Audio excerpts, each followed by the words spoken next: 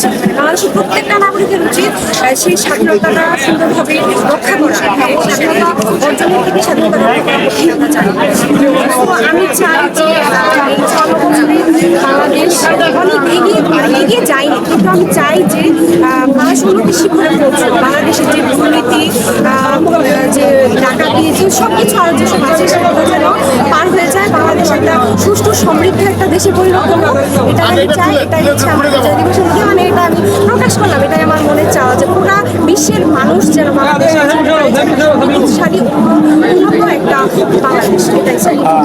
সে সময় 2 লক্ষ মা বোন নির্যাতিত হয়েছিল, সম্মানহানি হয়েছিল। আপনারা এখন নারীরা কতটুকু নিরাপদ বাংলাদেশে বলবেন? আমি মনে করি যে যে নিরাপত্তাটা দরকার বাংলাদেশের নারীর জন্য, কারণ নারী ছাড়া দেশ কখনো এগিয়ে যেতে পারে না।